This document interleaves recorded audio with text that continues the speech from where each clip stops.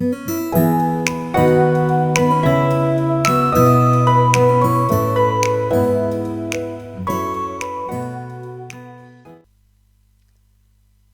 hello there, and welcome back to my kitchen table, a place in most homes where we can sit with family and friends and just talk for hours, which is what I love to do.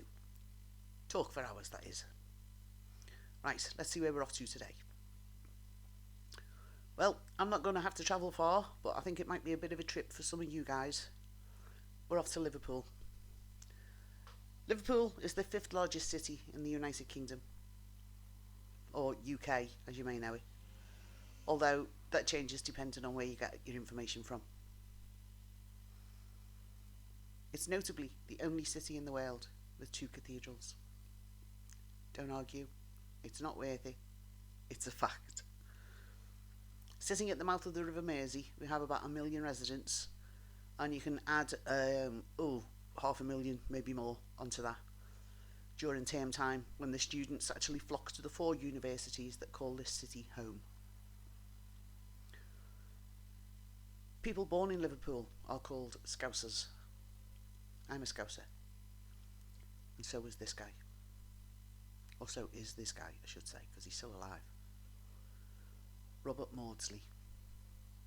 He was born on the 26th of June 1953 in Speke in Liverpool.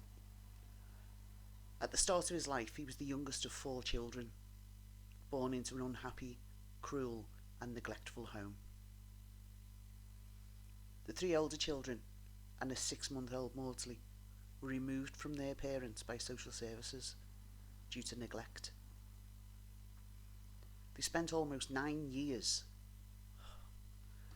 in Nazareth House, which is a Catholic orphanage in Crosby and Merseyside.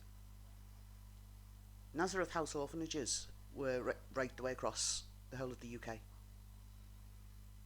and they were run by the Sisters of Nazareth, which is an order of nuns.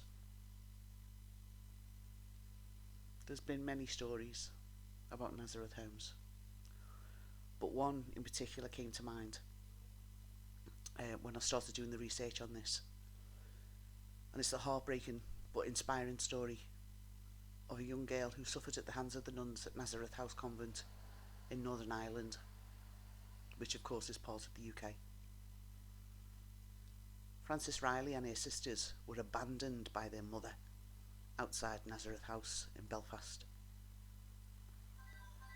Little did they know the unimaginable cruelty that they'd endure within its walls. They suffered horrific abuse, brutally beaten, worked like a slave, abused and molested. The convent regime stripped her of everything: education, innocence, but worst of all, her childhood. Frances actually wrote a book of her time within them walls. It's titled Suffer the Little Children,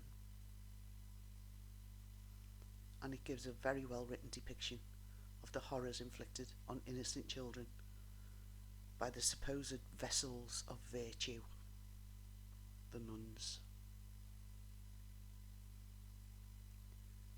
We all know nuns 90% of the time will wear habits. That's what their clothing's called, either black and white or grey and white. But they had a little addition to their uniforms, the Nazareth House nuns, which consisted of a stick or a bamboo cane, and they wore leather belts, just in case they felt the need to beat the sins out of a child. I read this book about 12 years ago, and I cried. I know it's available on Amazon in hardback and paperback, but you may be able to pick one up at your local dealership. When Frances lifted the lid on the abuse that she and her siblings had endured, many other warrior survivors came forward with their own horrific accounts of their childhoods. It seemed the story was the same right the way across the UK, including Crosby Orphanage. We can only imagine what Maudsley and his siblings went through, but many feel that the experiences helped to mould the kind of person he became.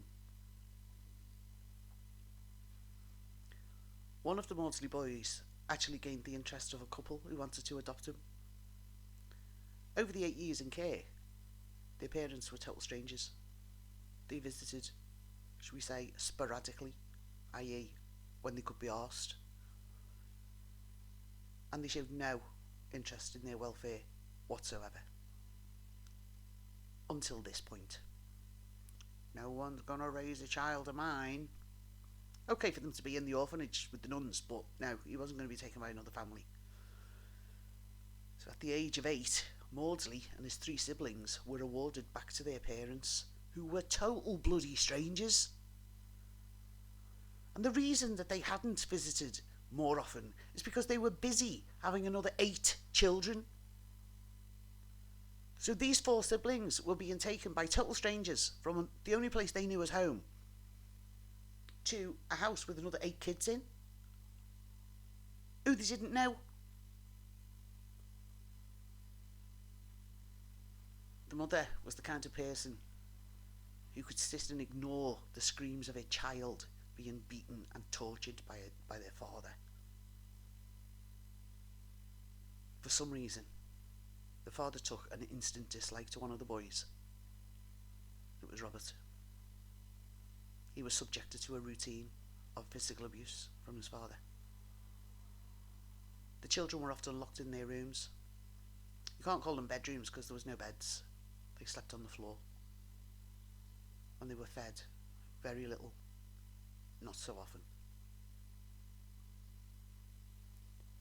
Robert Maudsley actually said the only thing he remembered of his childhood was abuse.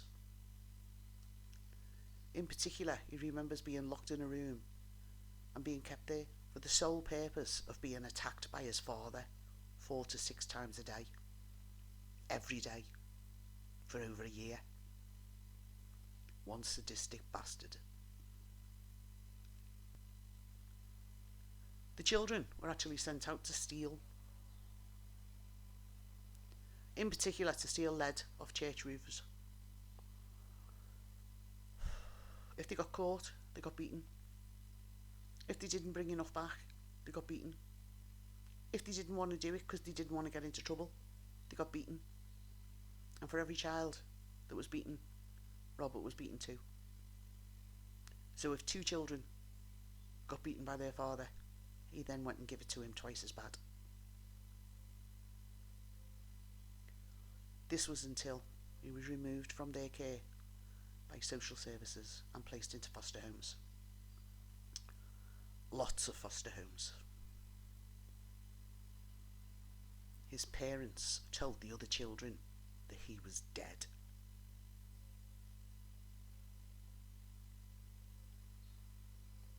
As a 16-year-old, he ran away, travelled around a little bit, but then decided to head to London, where the streets were paved with gold. That was in the late 60s. Everyone thought that. He worked as a rent boy, or a young sex worker, using his income to support his newly acquired drug addiction. During this time, he was forced to seek psychiatric help after several failed attempts to end his time on this planet.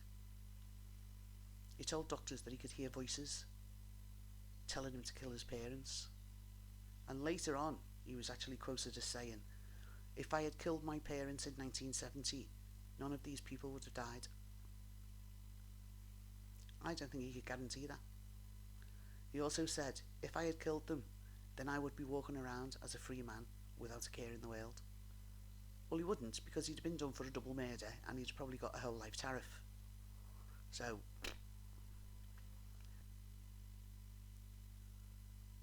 Robert John Maudsley was convicted of multiple murders. He actually killed 4 people, one of whom was whilst he was a patient in a psychiatric hospital. A secure psychiatric hospital. Wasn't that secure then, was it? And 2 of them were whilst he was in prison. It was rumoured that he'd actually eaten part of the brain of one of the men he killed. of course he hadn't. But that made no difference to the press when he was given the name Hannibal the Cannibal. The inmates called him the Brain Eater.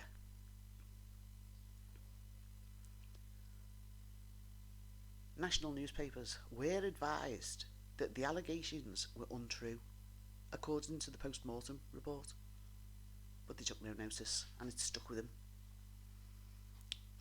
It's like in his obituary will say Hannibal the Cannibal dead. Do you know what I mean? Ridiculous. When working in the sex industry, he had noticed that he was mainly gaining the attention of older men, and he formed a major dislike. Now, he formed a hatred of these predators. In 1974, at the age of 21, he still looked really young. He committed the first murder when he garrotted John Farrell in Wood Green in London.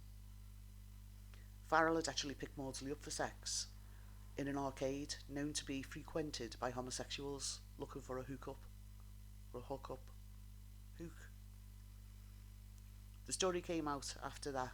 After they'd had sex and slept. Maudsley couldn't shake the urge to kill. After all, he hadn't taken that knife with him for nothing. So, still feeling that urge to kill, Maudsley showered, and the two of them had breakfast together. Now, Maudsley said this was when Farrell showed him pictures of the children he had sexually abused. Although the pictures recovered from Farrell's home were the young men that he'd met. The ones that they were young men, they weren't kids. That's what the police found. Maudsley was enraged and stabbed Farrell many, many times. And then garrotted him. Strangled him. He could have taken anything from that home. Anything. But he didn't. He took £5. And it's believed that was just enough for a drug hit at the time. Maudsley surrendered himself to police, saying he needed psychiatric care. And he was found unfit to stand trial. And instead, he was sent to Broadmoor Hospital. Broadmoor Hospital is a high-security psychiatric hospital for the criminally insane. It's in Crowthorne in Berkshire in England, and it's the oldest of England's 3 high-security psychiatric hospitals. The other 2 being Ashworth Hospital on the outskirts of Liverpool on Merseyside, and Rampton Secure Hospital in Nottinghamshire. The hospital was first known as the Broadmoor Criminal Lunatic Asylum. I can't understand why they changed the name. They should have kept it. That fits it so well. Whilst he was at Broadmoor, he was a model. They don't call them prisoners or inmates because it's a hospital. They're known as patients. So he was a model patient until about 1977, when he and another patient, David Cheeseman, who was serving a sentence for rape and sexual assault of a 16-year-old at the time, locked themselves in a cell with a third patient named David Francis, who was a convicted child molester.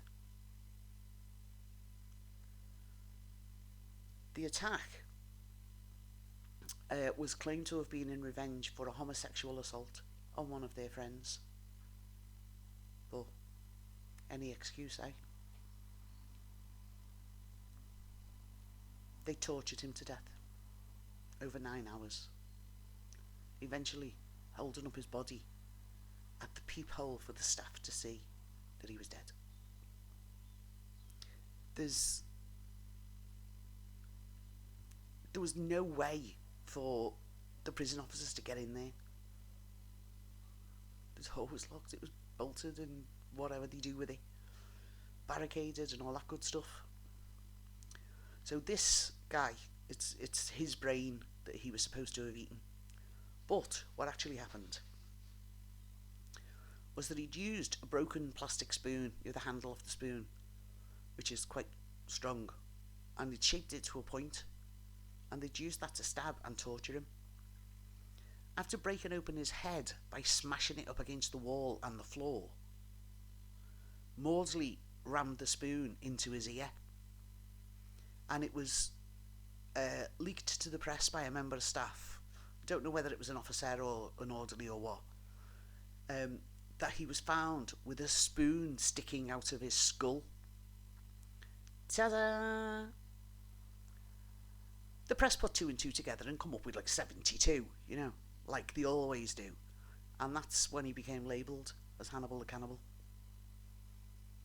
After this incident, Maudsley was convicted of manslaughter and he was sent to Wakefield Prison. His Majesty's Prison Wakefield is a Category A men's prison in Wakefield, West Yorkshire, in England. The prison has been nicknamed Monster Mansion due to the larger number of high-profile, high-risk sex offenders and murderers being held there. It's full of monsters. Some current notable inmates, I might add, are Jeremy Bamber. You might remember him from the White House Farm murders. He was convicted of the murder of his parents, his sister and his sister's twin boys in 1985. Mick Philpott. Just the thought of this man. He was found guilty in April 2013 for causing the deaths of 6 of his own children by setting his house on fire while they were in bed.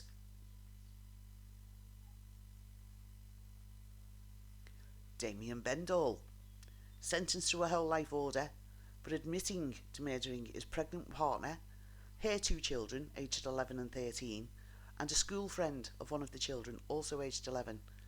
He also admitted to raping one of the children before they died. Ian Watkins, very famous, former lead singer and lyricist of the band Lost Prophets, convicted of several sex offences involving children and babies. Roy Whiting, child molester, kidnapper and murderer. This was a very, very high profile case as he murdered little Sarah Payne in 2000. The whole country mourned when that little one's body was found. Truly. Some previous guests include Ian Huntley, convicted of the Soham double murders and was imprisoned at HMP Wakefield from 2004 to 2008 when he was moved to HMP Frankland. Yeah, good luck with that. Harold Shipman. Now, Harold Shipman is widely considered to be the most prolific serial killer in modern times, in modern history. Shipman, sadly, hanged himself in his cell at Wakefield Prison on the 13th of January 2004. One day short of his 58th birthday. He never got to blow out the candles. He was about to be held accountable for up to 280 murders. 280. Charles Bronson, now known as Charles Salvador. He said about 6 names. He was labelled in the British press as the most violent prisoner in Britain and Britain's most notorious prisoner.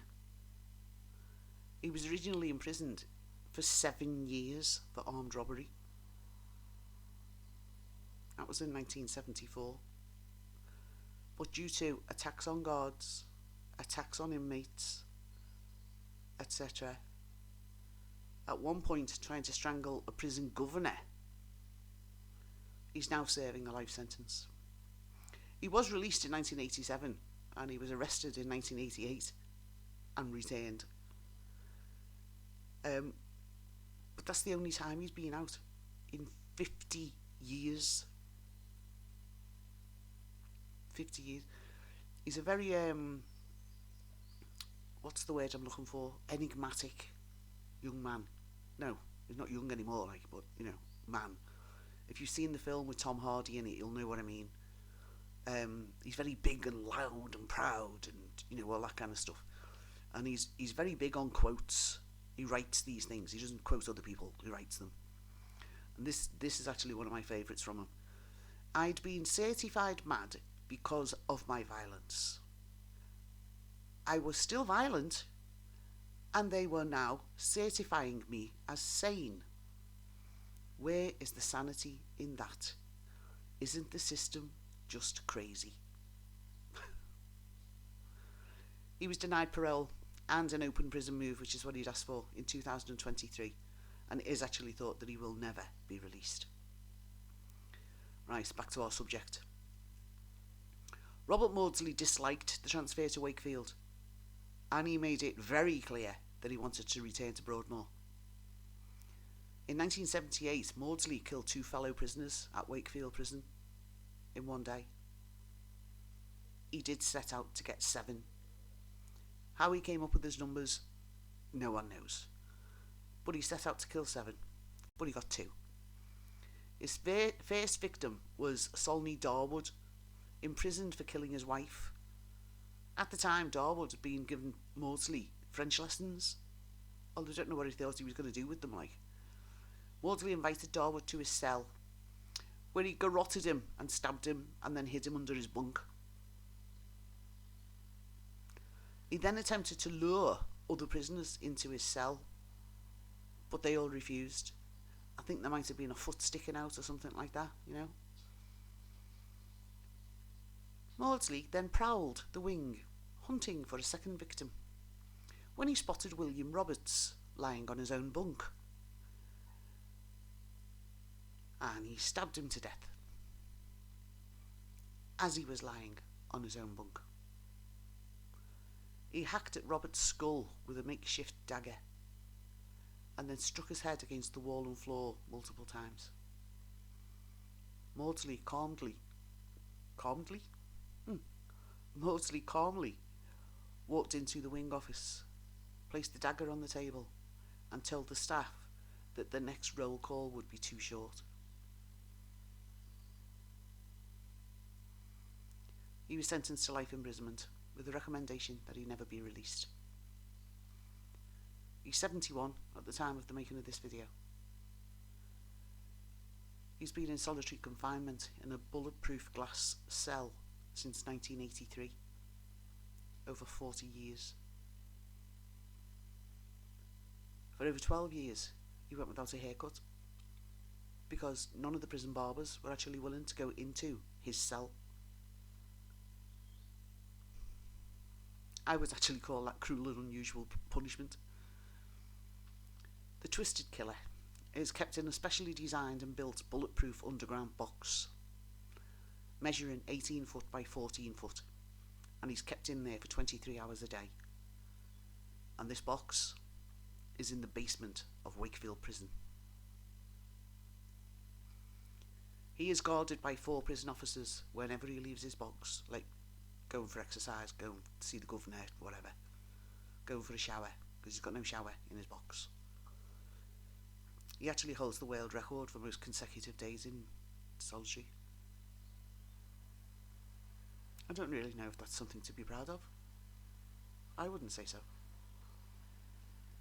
There are some, because there always is, that think it's the wrong way that he's been treated. He's in total isolation, and it's not fair. He's had lots of fights in the past, but he's an old man now and poses no risk. You know, all that kind of thing. You know, you think, fights? Yeah. He killed 4 people. 3 of them were when he'd been incarcerated. Maudsley himself has long urged the prison authorities to move him into better conditions. In letters more than 20 years ago, he wrote, The prison authorities see me as a problem, and their solution has been to put me into solitary confinement and throw away the key, to bury me alive in a concrete coffin. It does not matter to them whether I am mad or I am bad. They do not know the answer, and they do not care, just so long as I am kept out of sight. and out of mind. I am left to stagnate, vegetate, and to regress. Left to confront my solitary head-on with people who have eyes but don't see, and who have ears but don't hear, and have mouths but don't speak. That part there was in reference to the guards. They didn't talk to him. They didn't hear what he had to say. They didn't even look at him. He said, "My life in solitary is one long period of unbroken depression." Maudsley's 2-room cell is constructed from bulletproof perspex and has compressed cardboard furniture. The sadistic killer spends 23 hours a day there, like I said, but he sleeps on a concrete slab. And his sink and toilet that are in there are actually bolted to the floor. In March 2000, Maudsley unsuccessfully pleaded for the terms of his solitary confinement to be relaxed, or to be allowed to take his own life via a cyanide capsule. He wants to die. He went on to question why he couldn't have a pet budgie. Now I think this next bit is particularly sad. Some people think, like, oh yeah, this was him cracking a joke. No, it wasn't. This was him pleading for company. So he wanted to know why he couldn't have a pet budgie, and he promised to love it and not eat it. All requests were denied. Although, he now has a TV, and he can listen to music, and he has a PS2 to play on.